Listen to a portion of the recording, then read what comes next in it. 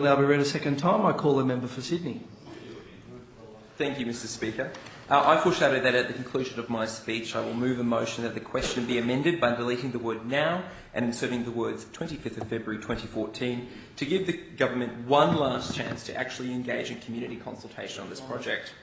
The Casino Control Amendment, Barangaroo Restricted Gaming Facility Bill, will allow for a second casino in Sydney on the site at Barangaroo. As we know, casinos can be hotbeds for crime. Casinos are places where people lose money, lots of money, including their homes, valued possessions and jobs. Any decision to change the law for another casino should be made only after extensive community consultation and with the input of crime experts, welfare organisations and the local community.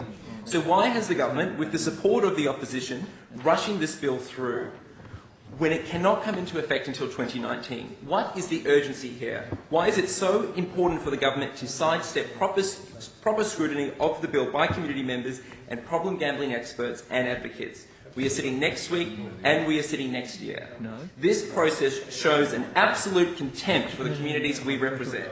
The process to date has been appalling, and not surprisingly, community cynicism in it is very high. Let me take the House through how we got here today. In June last year, the government established rules for unsolicited proposals. James Packer lodged a pitch under these rules for a new gaming facility and so-called six-star hotel at Barangaroo in September 2012. Just before the submission, rules were changed to allow approval without a tender process. And interestingly, the change occurred a week after James Packer met with the Premier. A panel was established to determine the net benefits of granting a gaming licence at Barangaroo, as well as the conditions and potential taxes and levies that should apply to ensure the highest public benefit. This panel did not call for public submissions, and I am not aware of any discussions with gambling experts, community groups or welfare organisations that deal with problem gamblers.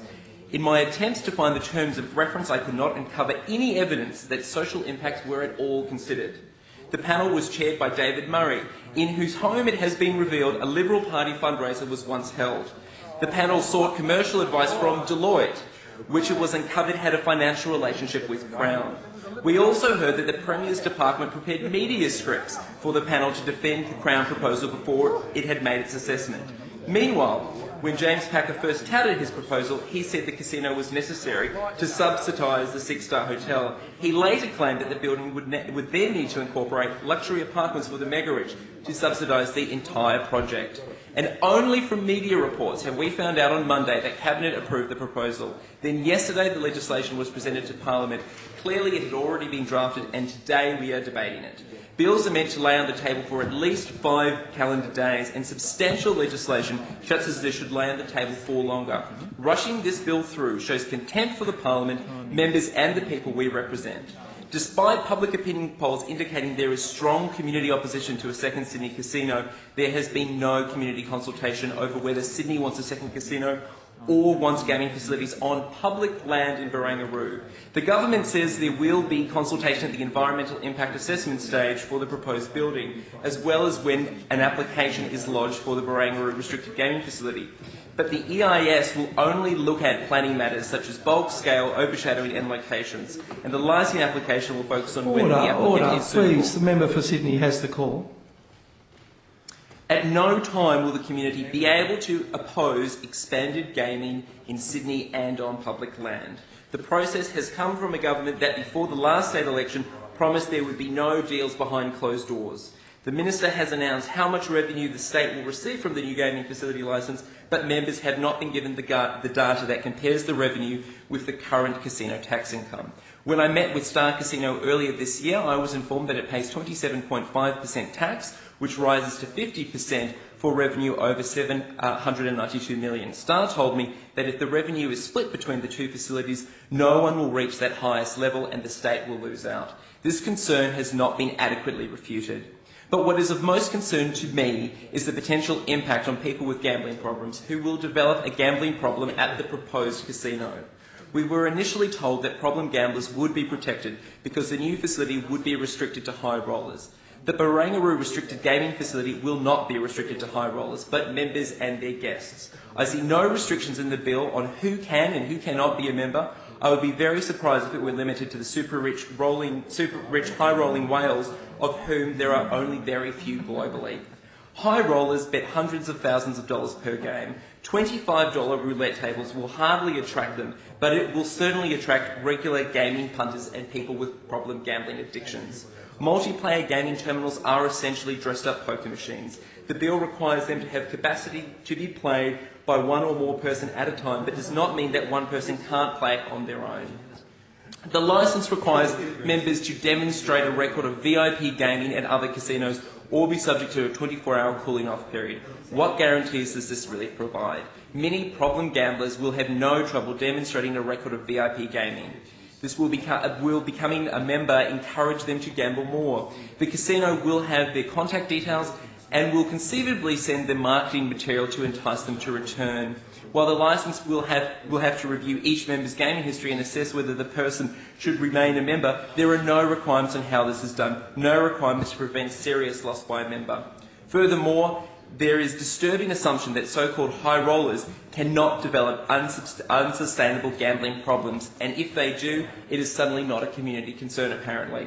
Only this year, a high-rolling gambler took Melbourne's Crown Casino to court after losing $1.5 billion in just 14 months.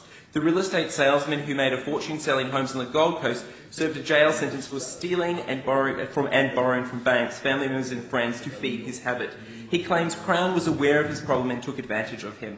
This is a sad story of loss for him and his family, and we should all be concerned. And this happened in a casino that we are told by Crown Executive's officers this morning is a world leader in responsible gambling management. There are similar stories in Las Vegas, Macau, and no doubt across the globe. Is this really what we want for Sydney? We already have high roller gaming facilities in the Star Casino, private gaming rooms connected to 4 Penthouse.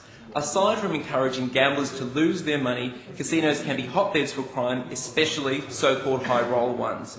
Federal government agency AUSTRAC did a report in 2001. Mr Speaker, can I seek an extension of time? Member for Sydney seeking extension of time. Extension granted. Extension's granted. Thank you, members. I will, thank you. Thank you, Administrator, I appreciate that. Federal government agency AUSTRAC did a report in 2011 into money laundering in Australia and found that high-stakes gaming is vulnerable to abuse because it is common for players to gamble with large volumes of cash, the source and ultimate ownership of which may not be readily discernible. The Barangaroo restricted gaming facility will be located within my electorate, adjacent to Millers Point, where the government is considering selling off public housing to break up the tight-knit supportive community. Public housing in Millers Point has been neglected by this and the former government, and I share the local community's concern that the government is bending over backwards to give James Packer exactly what he wants, while neglecting and taking away the security of vulnerable people who are public housing tenants. And I call on the government, the Labor opposition, the Christian Democrats parties and the shooters to tie their support for this legislation to the retention of public housing in Millers Point, as well as action on much-needed repairs and maintenance.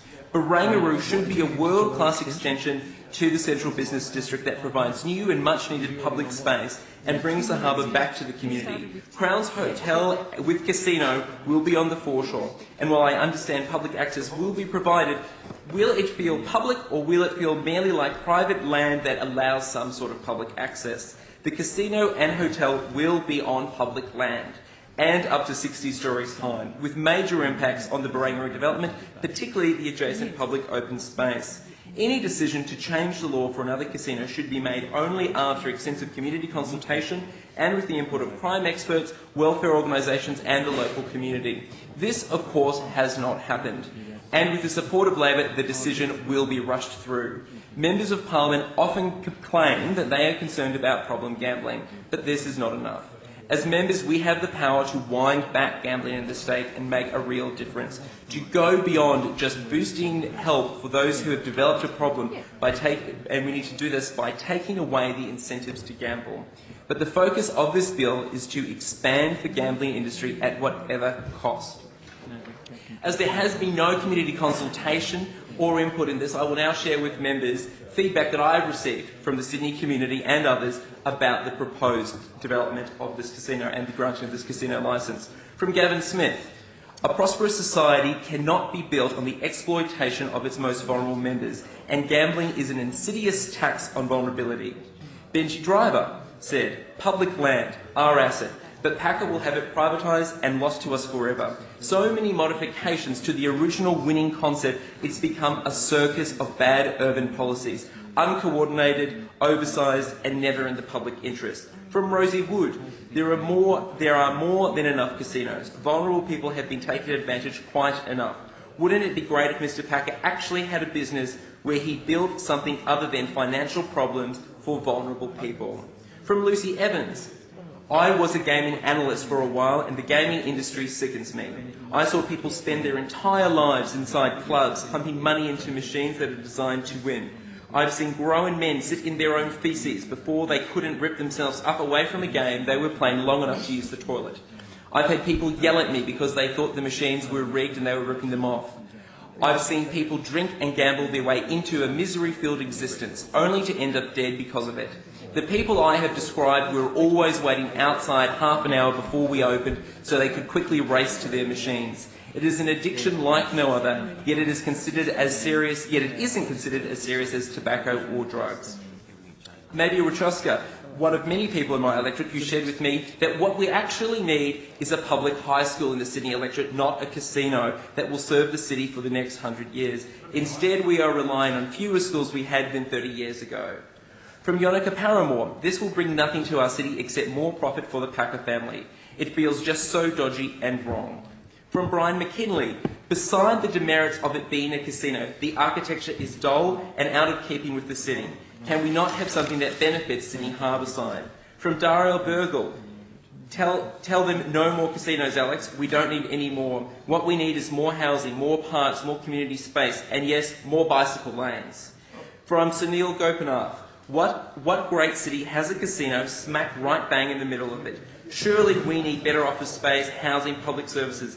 Casinos degrade society. Have a look at who's in there. The high roller room should just kill it altogether. It should be accessible for all. I would prefer a restaurant district with district or non-mainstream theatre which keeps Aussie artists in Australia. Of course, there were a minority who have expressed to me support for the casino, but they were all opposed to the lack of transparent process and community consultation. Paul Sheridan said that the government has no social licence and will be judged on having exploited land set aside for the benefit of all to secure obscene profits for the few.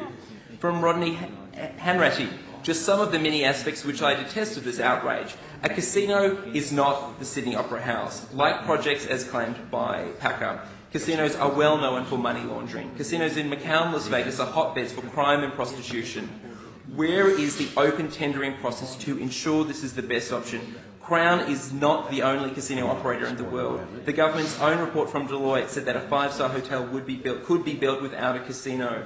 What other world-class financial district has a casino in the middle of it? Mark Spencer said, "Alex, keep fighting the good fight. This site is meant to be public park. Instead, it's going to be owned by Packer and monopolised by money men who don't care whether they are on the harbour or in a windowless box. There is no way this venture will avoid impacting locals with its lure of high returns." Phil Scott, who is well known to many in the arts circle, said to me, "This is not good news for Sydney-siders. In particular, it is bad news for those who patronise the theatres in Hickson Road, because the infrastructure will be completely inadequate. Traffic is already a problem around there and public transport is hopeless. Once Barangaroo is up and running, the traffic situation will reach nightmare proportions. As for the tourism aspects, I cannot see how the city, other than the casino itself, will benefit from gamblers' presence. Look at the Star Casino and how well local restaurants and businesses are doing around it. Answer,